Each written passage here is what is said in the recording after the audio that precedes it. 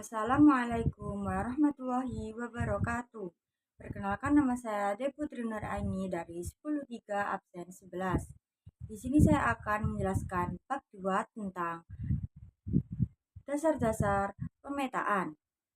Dasar-dasar pemetaan ini dibagi menjadi 4, yaitu konsep dasar peta, jenis dan proyeksi peta, konsep dasar penginderaan jauh, konsep dasar sistem informasi geografi.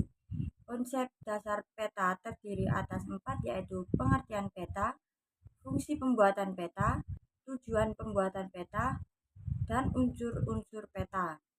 Jenis dan proyeksi peta terdiri atas 2, yaitu jenis-jenis peta dan proyeksi peta.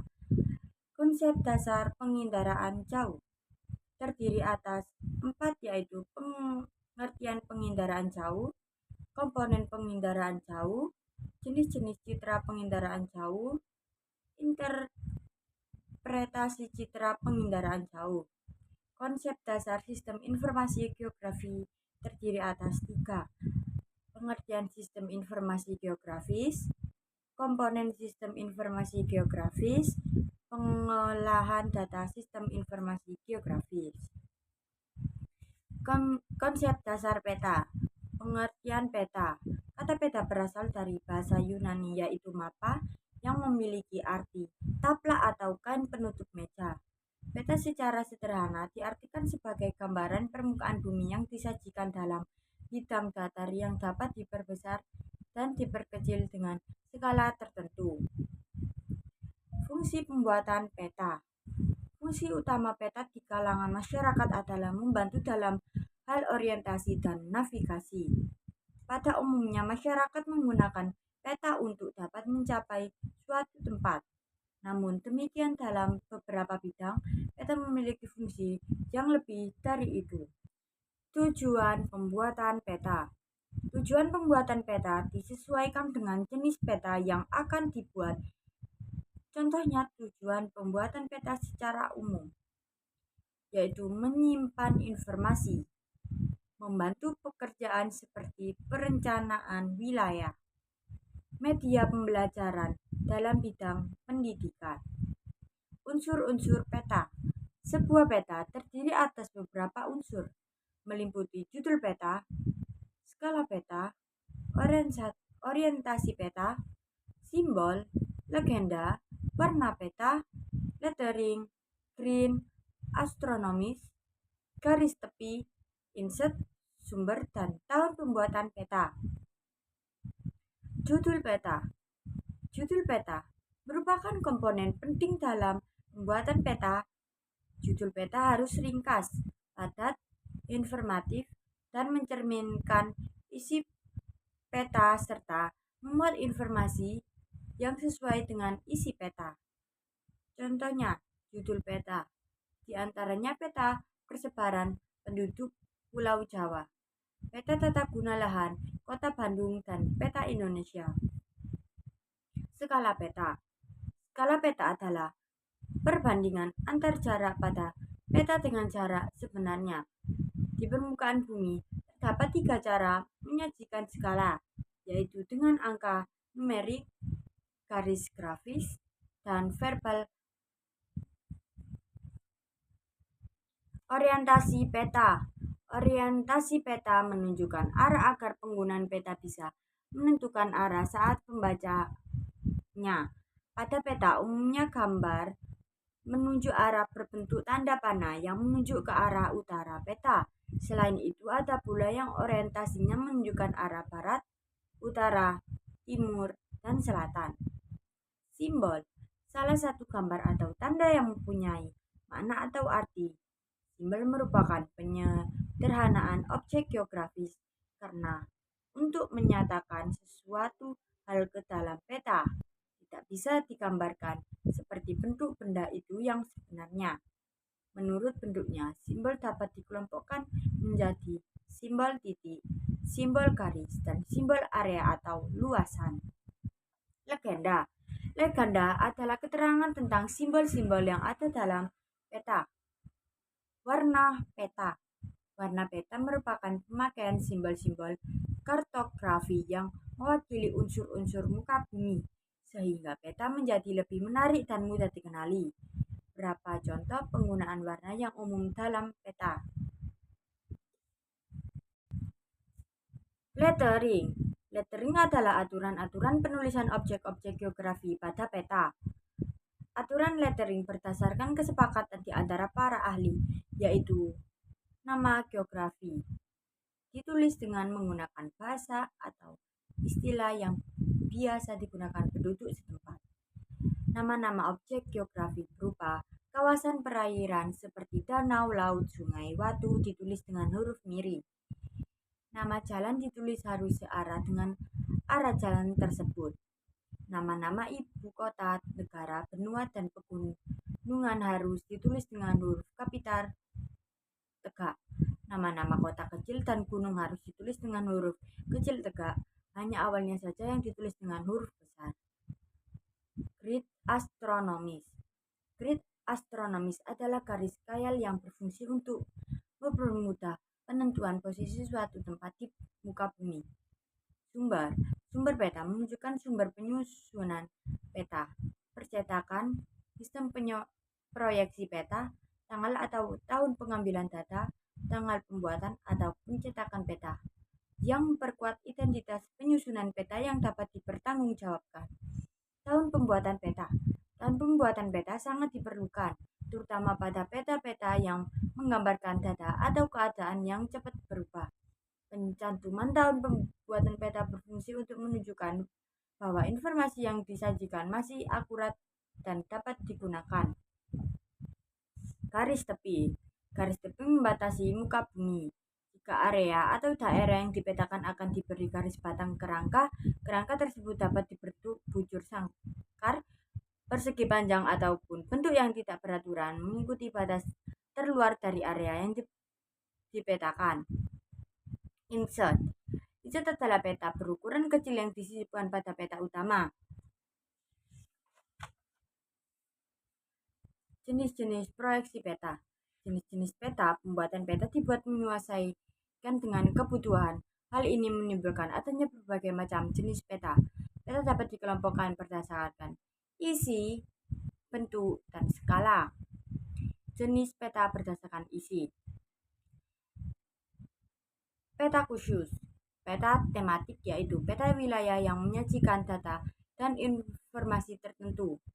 Peta korografi yaitu peta yang menjelaskan dan menggambarkan seluruh atau sebagai permukaan. Peta umum yaitu peta yang menggambarkan seluruh ketampanan yang ada di permukaan bumi, menggambarkan keadaan umum daerah yang dipetakan. Peta topografi adalah salah satu jenis peta dengan ciri-ciri khusus yang memperlihatkan keadaan bentuk, penyebaran roman muka relief bumi, dan dimensinya dengan skala besar dan lebih detail dengan garis-garis kontur sebagai penjelasnya. Jenis peta berdasarkan skala. Pada subbab sebelumnya, Anda telah mempelajari pengertian dan jenis-jenis skala.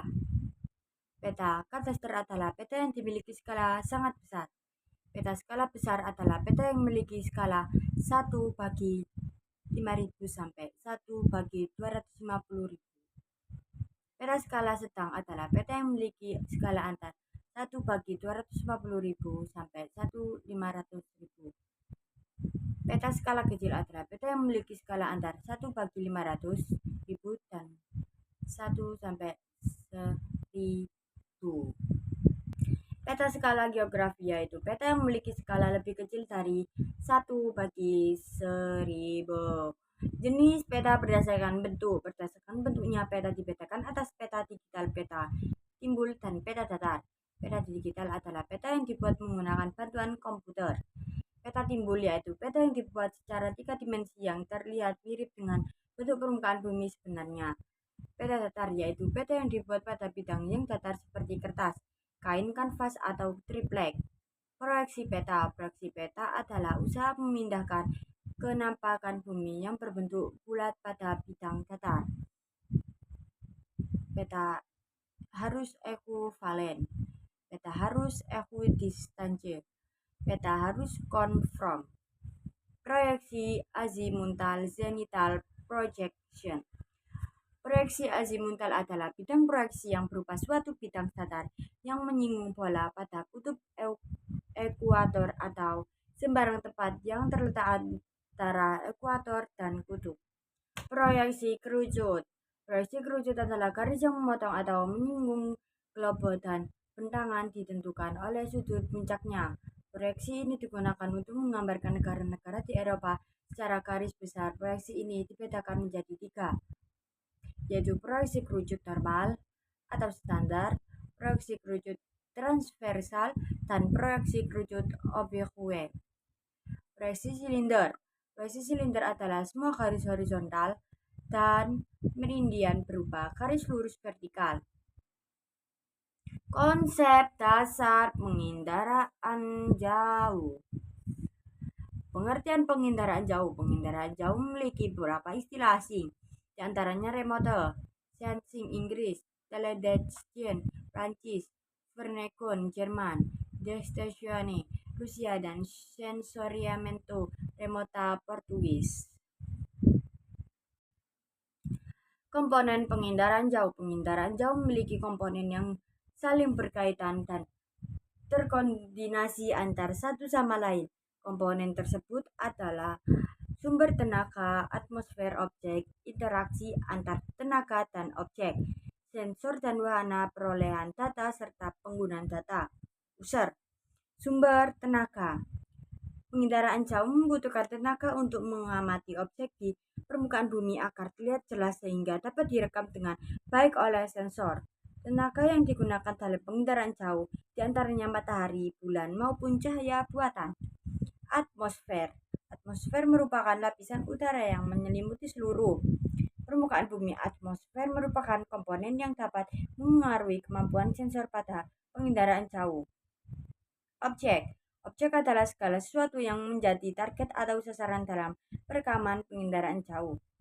Interaksi antar objek dan tenaga.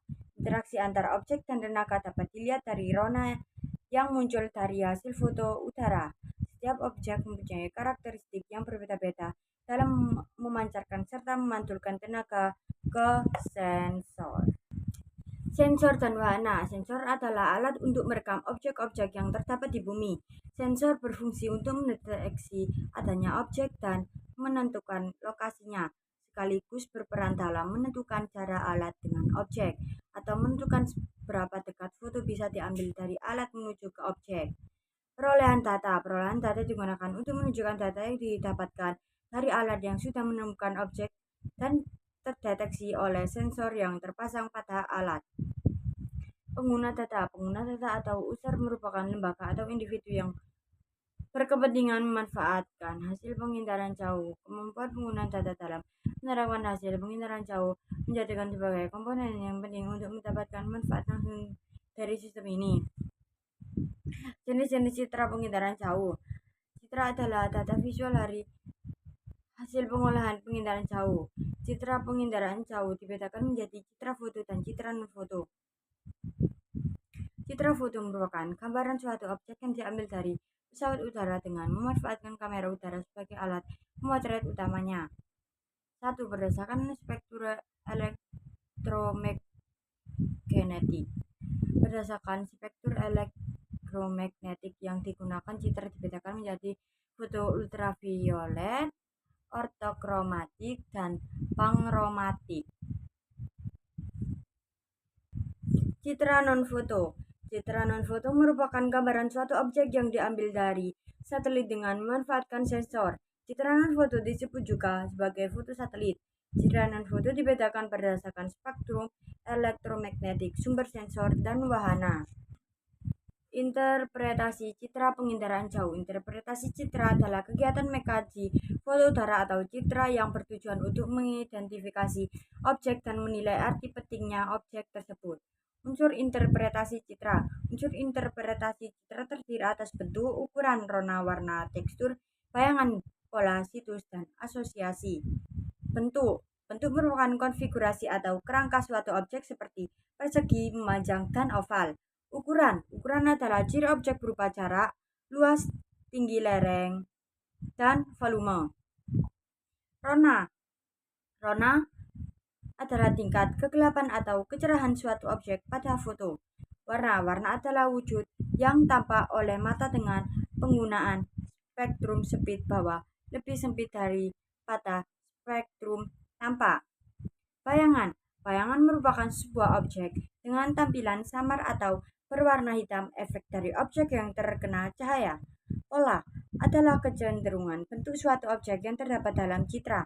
Tekstur. Tekstur merupakan Kieve dalam Hati 2018. Tekstur merupakan frekuensi perubahan rona dalam citra. Situs. Situs adalah letak atau kedudukan suatu objek terhadap lingkungan yang berada di sekelilingnya. Asosiasi merupakan keterkaitan antara satu objek dan objek lain, di mana dengan terdapatnya sebuah objek menjadi penunjuk bagi keberadaan objek lain. Tahap interpretasi citra. Interpretasi citra meliputi 3 tahapan, yaitu deteksi, identifikasi, dan serta analisis dan deduksi. Deteksi adalah kegiatan mengamatan suatu objek dalam hasil rekaman citra.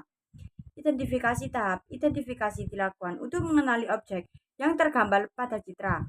Analisis dan deduksi. Tahap analisis ini memiliki kaitan dengan proses keterangan lebih lanjut.